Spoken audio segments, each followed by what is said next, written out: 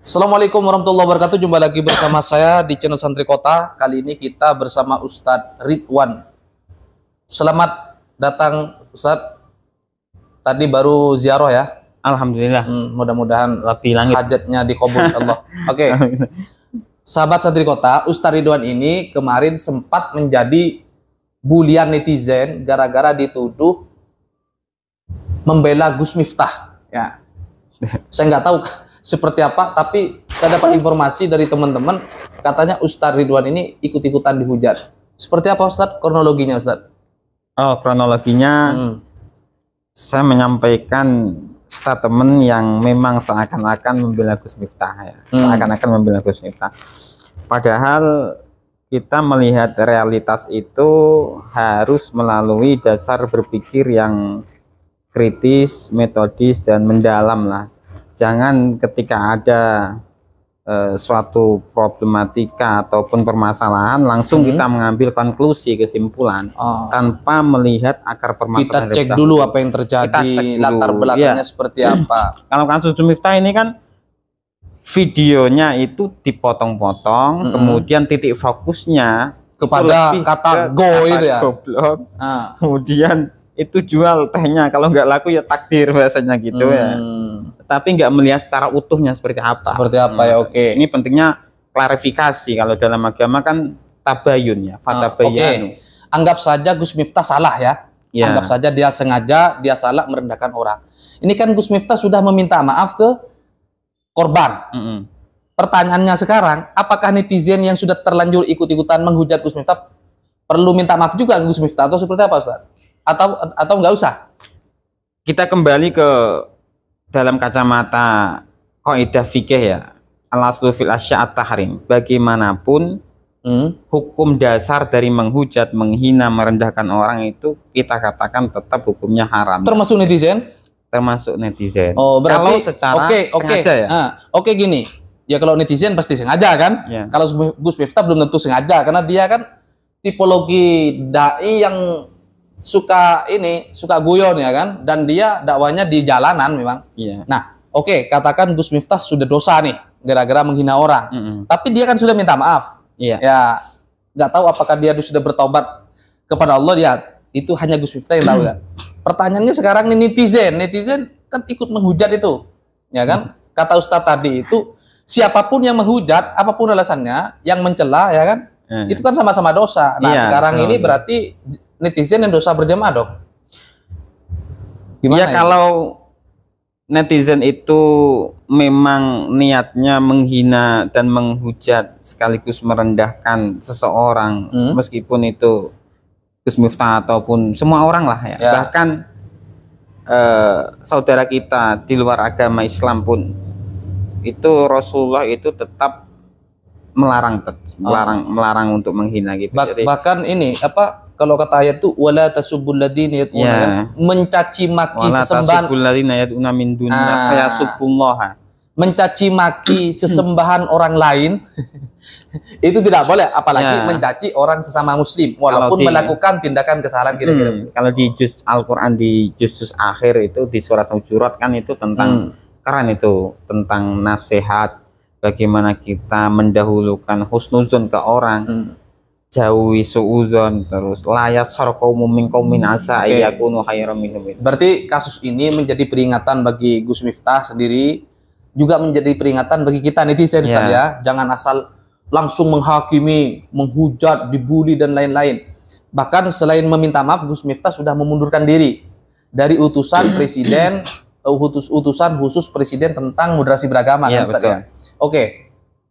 Nah, Gus Miftah sudah minta maaf. Nah, Bapak Son Haji penjual ST ini juga dapat efek positif.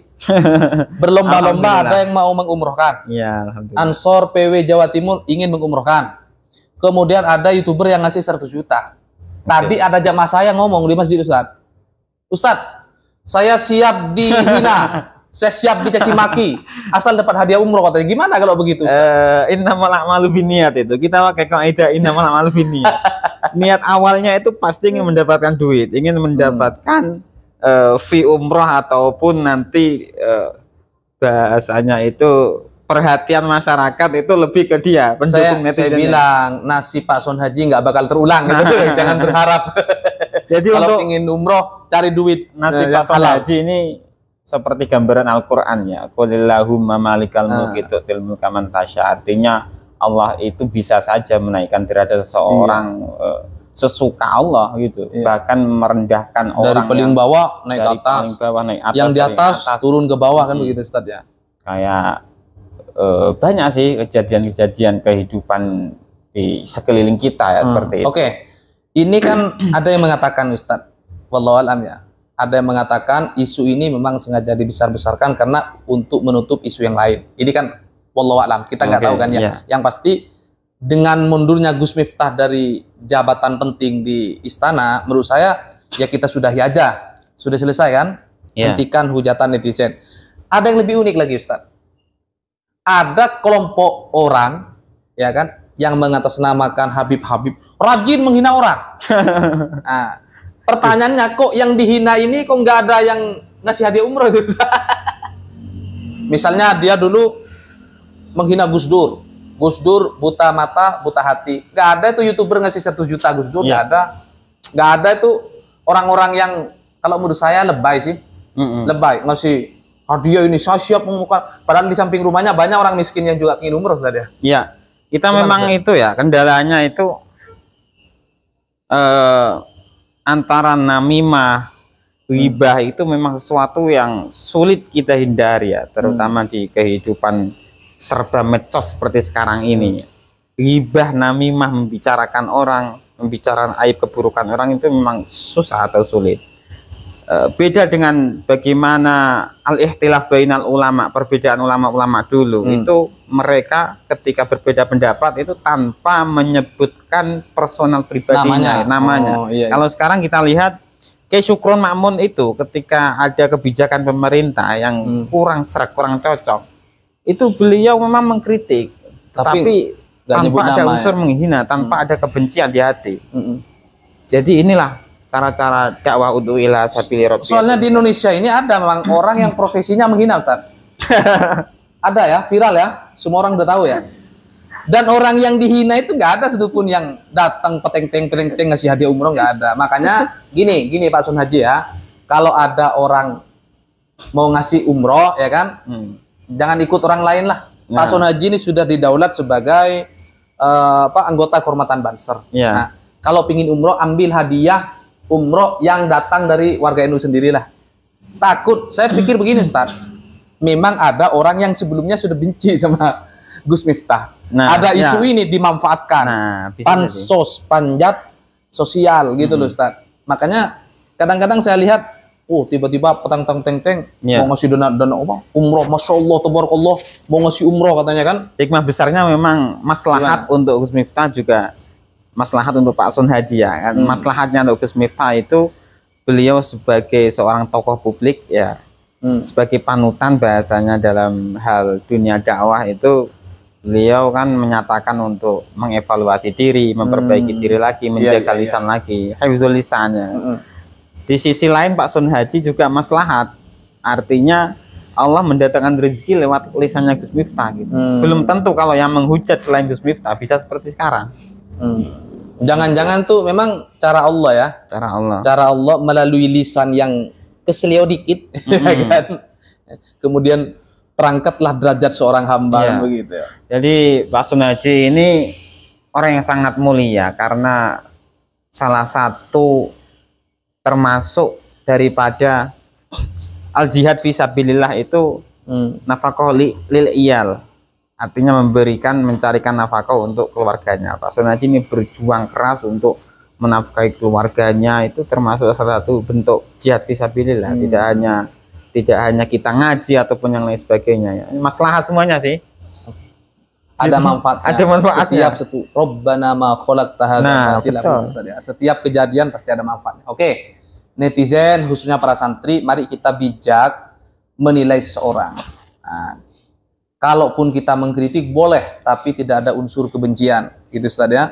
Saya sendiri mengkritik di YouTube saya sudah kita ngasih masukan bahkan ya, kritikan langsung kepada Gus Miftah. tetapi tidak dengan cara-cara yang menghinakan pula. Ya, jangan-jangan kita ingin menyelamatkan kehinaan seorang dengan cara menghina orang lain, kan begitu kira-kira kan? Maksud kita kan ingin membela penjual es teh, ya kan? Tapi caranya salah, ya kan begitu Ustaz ya. Maka mari kita lebih arif bermedia sosial. Gus Miftah sudah minta maaf, Gus Miftah sudah mundur dari jabatan strategisnya di istana. Kita selesaikan polemik ini, ya. Kita kembali beraktivitas sebagaimana sehari-hari. Betul. Ya, kita tinggal melihat nih. Ya, lihat sisi positifnya. Kapan Pak Sun Haji mau umroh nih? Iya kan? Mbah Kiai Maimun Zubair itu dulu memberikan nasihat, ya Ustadz ya. Beliau itu memberikan nasihat bahwasanya kita dikasih dua mata, yang satu dipakai untuk melihat kelebihan orang lain, yang satunya untuk melihat kekurangan sendiri. Itu salah satu ulama sufi yang luar biasa itu. Jadi kita lebih cenderung kebalikannya kan. Kalau diri sendiri itu selalu lebih baik dari orang lain. Lebih baik selalu merasa menjadi pendosa. Nah, daripada merasa paling suci. Iya. Ya. Mudah-mudahan kritik kita kepada orang lain itu bukan karena kita merasa lebih suci, tetapi kritik kita kepada orang lain karena kita kasihan dan mengikuti perintah Tuhan, wa tawasau bil haqqi wa tawasau bis sabr. Kita saling menyelamatkan satu sama lain, begitu kira-kira Ustaz ya. Ya, mudah-mudahan video singkat ini memberikan manfaat bagi kita semua, ya. Sekali lagi, hentikan caci maki, hentikan nyinyiran, karena semuanya itu bernilai dosa menurut Al-Qur'an. Sekian, hadanallahu wa iyakum ajmain. Assalamualaikum warahmatullahi wabarakatuh. Sampai jumpa.